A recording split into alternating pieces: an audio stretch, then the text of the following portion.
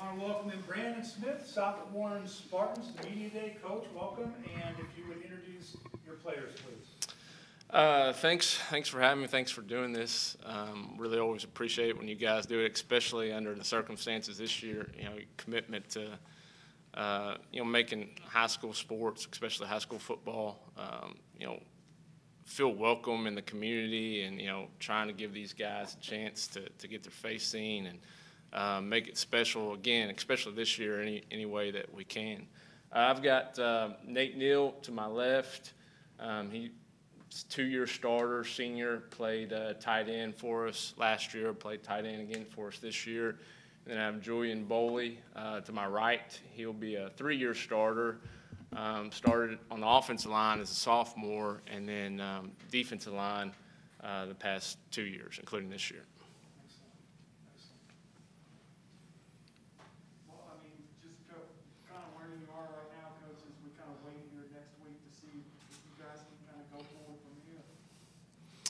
Yeah, I mean, it feels like that's what we've been doing all summer is waiting. I think, last week, including school and whatnot, I vowed that I wouldn't make another calendar again, because I just had 2 days after making it, you end up tearing it up. But, I mean, it's kind of what it is, where everybody's at. You just try to do what you can do. You can't get tore up over things you can't control. And, we try to control what we control and do the right things, and really just hope for the best.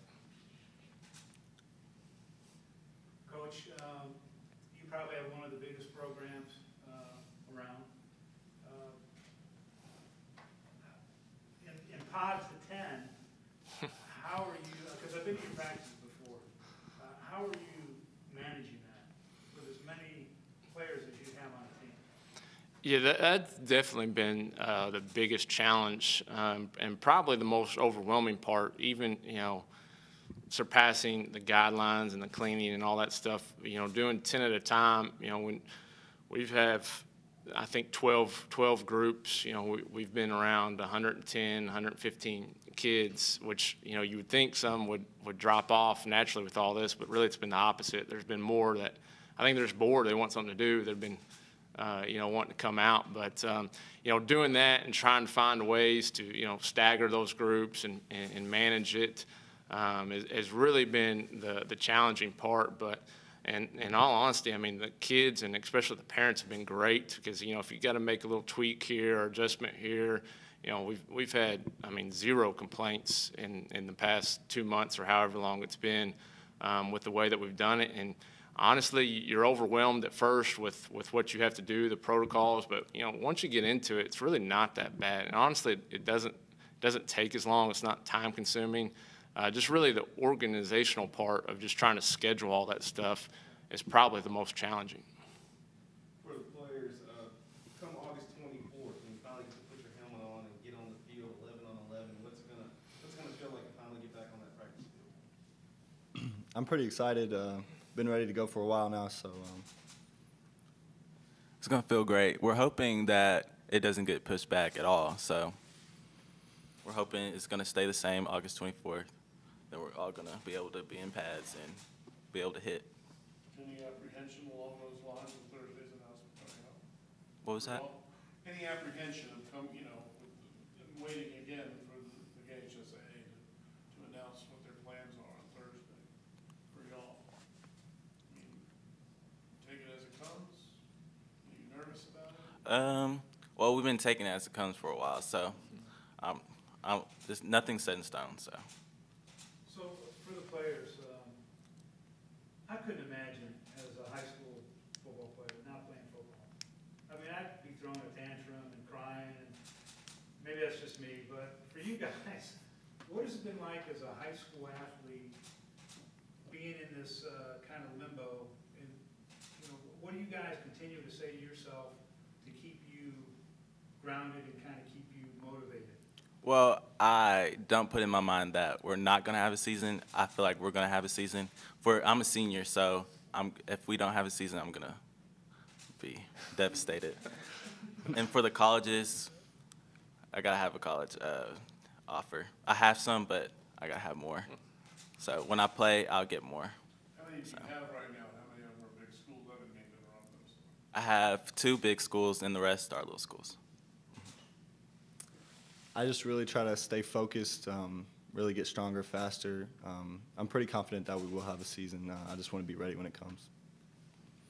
Coach, you be able to fill your schedule? Are you going to have 9, 8 games, or 7 games? Or? Yeah, we have 8 games. We picked up, with the extra week that we got at the end of the season, we picked up North Hardin. So that should be a good matchup for us. We'll go there. And then the fall break, I just decided that, not to fill that schedule or fill that date. I just thought that, playing 9 straight games, weeks in a row, that'll take a toll. So if something happens, you got one to play with too, but I just thought, best interest to leave that date open. So Colorado's not coming back? No, but actually, I don't know how much y'all pay attention, but that kid, the quarterback we played that year was a sophomore, and he just transferred to St. X with Coach Wallace. So small world, That's crazy. Yeah. Really? Yeah. For the players and coach, you can answer this too. Obviously, 2018, you guys were state champions. Last year, you knocked out the Bowling Green. How important is it for you guys to try and get back to a championship game?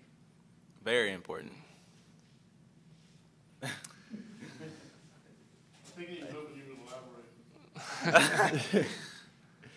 I think, that's something that almost, you kind of gets lost in all of this is, kind of your goals and your aspirations. And I think that's been one of the more challenging things to, block out all of the other things and, distractions and whatnot, and try to remind the team that, there's a possibility that we are going to get to do this. And when we do it, we want it to be, as normal as it possibly can be in our mindset and our goals and what we're trying to accomplish. So I think, what you're bringing up is really been a challenging aspect too, to get everybody, focused in on that and try to block out all the other things.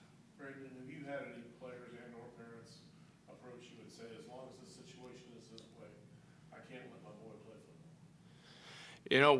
We've had out of 115, I've had one parent that did Spelled it out quite like that.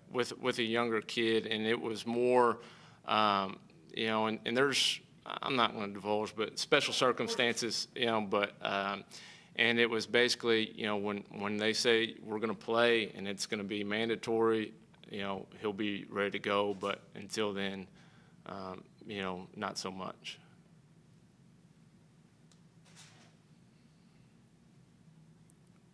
How much did, you guys learn having Caden out there last year for an injury and being able to kind of adjust and work there, and how much do you think having Caden back healthy to start the year is going to be big for you guys?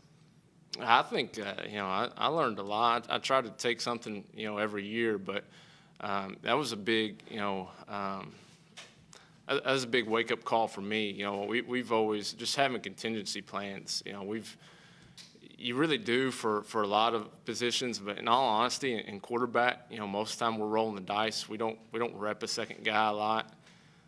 We just never have. And I think that's probably because that's the way it was when I played. I don't even know if there was a backup quarterback, and it was kind of a, Iron Man football. But, at our program, the size of it and whatnot, then I've got to do a better job of having a contingency plan if that happens, especially when it happens early in the season and you've still got, 7 or 8 games left to go. You want your team, you want to put your guys in the best chance to be successful, and have a shot. And, we just kind of threw Mason. He went from not practicing at all to the starter in 1 week's time. And that's not Mason's fault. That's really my fault for not being better prepared. And, if we do play this year, and I hope we do, there's probably a chance that you're not going to have your full team every week. So I think having contingency plans in place, ready to go and actually practice them is something that, hopefully we're a lot better at this year. Question for the players, the state championship team and teams in years past, defense has been unbelievable. If it wasn't just the great offense, you threw in a defense that that people couldn't score on. How much do you guys draw on those times and the intensity that players before you had and that you've played with going into a season? And how much does that raise the bar for you guys to make sure that you maintain that type of intensity?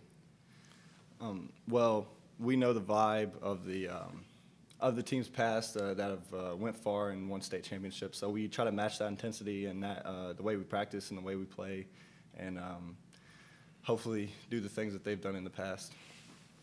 Basically what he said, but this is our defense coach right here, so he makes sure all that happens.